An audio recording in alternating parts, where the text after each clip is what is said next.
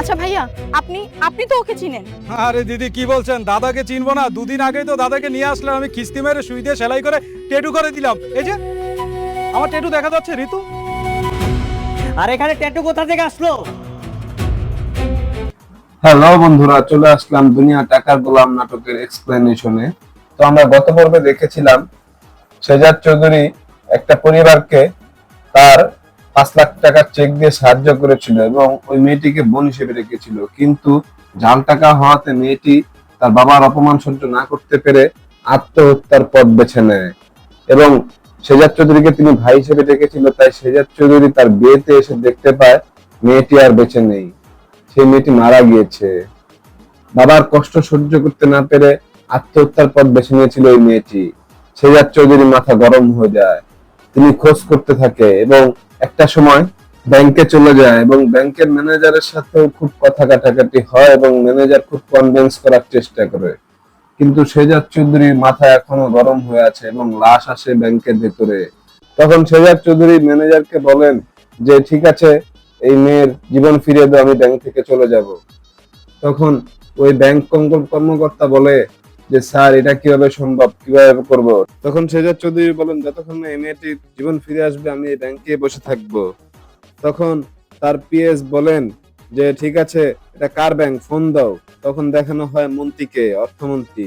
এটা হচ্ছে অর্থমন্ত্রীর ব্যাংক। ম্যানেজার ফোন দিলে তার পিএস আর কি মন্ত্রীর পিএস কথা বলতে চায় না এবং শেজাদ চৌধুরীকে খুব খারাপ ভাবে কথা বলে যে ঠিক আছে, যা পারে করুক গিয়ে। তখন শেজাদ চৌধুরী বলে ঠিক আছে, তাহলে আমিও আমারটা দেখে নিব। তখন সিন চলে যায় ফাতেমার কাছে। ফাতেমা হস্তদম্ব হয়ে কোথায় যেন যাচ্ছে সিএনজিতে। ফাতেমাকে খুবই চিন্তিত দেখা যাচ্ছিল। যাই হোক, পরের সিনে মেয়েটির দাফন শেষ হয় এবং শেজাদ চৌধুরীকে আমরা দেখতে পাই কবরস্থানে এবং মেয়েটির বাবা খুবই কান্নায় ভেঙে পড়েছে, কারণ তার মেয়ের প্রতি ভালোবাসার জন্য এই অবস্থা। পরের সিনে দেখতে পাই ফাতেমা চলে এসেছে কাজী অফিসে, যেখানে তার আর রিশাদের বিয়ে হয়েছিল এবং কাজী অফিসে এসে তিনি রেজিস্ট্রির যেই পেপারসটা সেটা চাচ্ছে, কিন্তু কাজী বলেছে যে এই পেপারস তো রিশাদ সাহেব তিনি নিয়ে গেছেন গতকাল।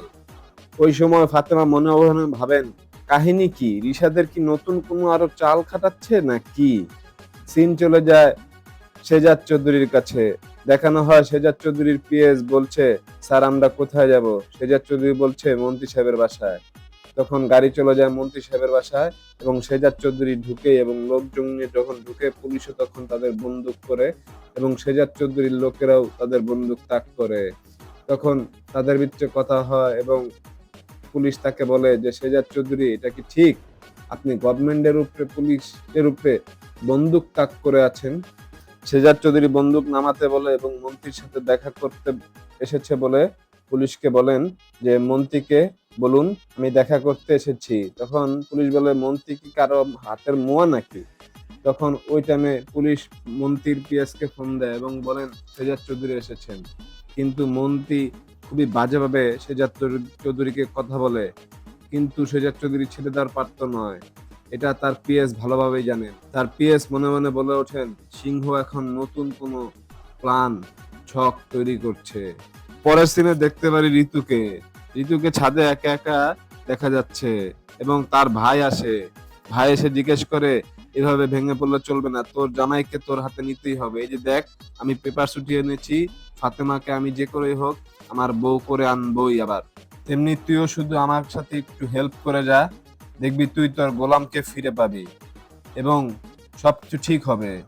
সিন চলে যায় শেজাদ চৌধুরীর কাছে, তাকে ওয়েট করতে দেখা যাচ্ছে গাড়িতে বসে এবং পরের সিনে দেখতে পাই শেজাদ চৌধুরীর পিএস অর্থমন্ত্রীর গাড়িকে আটকে দিয়েছে। অর্থমন্ত্রীর গাড়ি যাচ্ছিল অর্থমন্ত্রীর ছেলেকে নিয়ে আসতে স্কুল থেকে।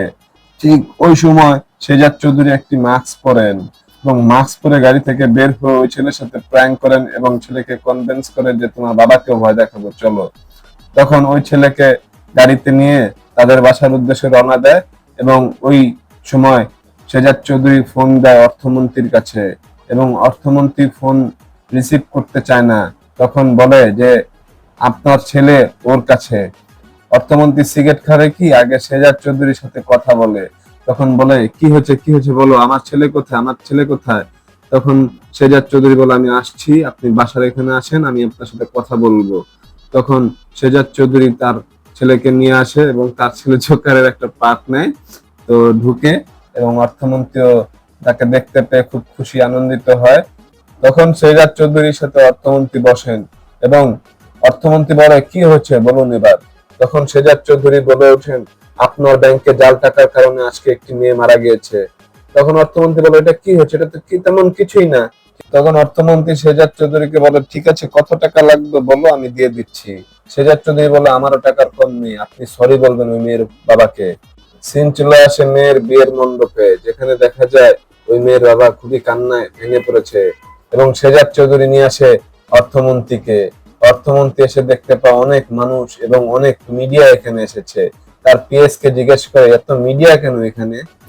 অর্থমন্ত্রীর পিএস বলে স্যার আমরা তো কিছুই জানি না। তখন অর্থমন্ত্রীর পিএস সবাইকে সরিয়ে দেয় এবং ওই সময় অর্থমন্ত্রী শেজাদকে বলে আমি কি সব মানুষের সামনে সরি বলবো? তখন শেজাদ বলে হ্যাঁ সব মানুষের সামনে সরি বলবেন। সরির কথা বলে ধমকাতে থাকে অর্থমন্ত্রীকে এবং এই নাটকের 20 নাম্বার পর্ব এখানেই শেষ হয়ে যায়। তো বন্ধুরা, নাটকের এক্সপ্লেনেশন যদি খুব ভালো লেগে থাকে অবশ্যই লাইক আর সাবস্ক্রাইব করে দিও। তোমাদের এই লাইক আর সাবস্ক্রাইবের কারণেই আমি পরবর্তীতে আরো উৎসাহ হতে পারবো এবং এই নাটকের পাশাপাশি আমি আরো অনেক মুভির এক্সপ্লেনেশন দিচ্ছি, সেগুলো তোমরা দেখবে আশা করছি। তো আজকের মতো টাটা, বাই বাই।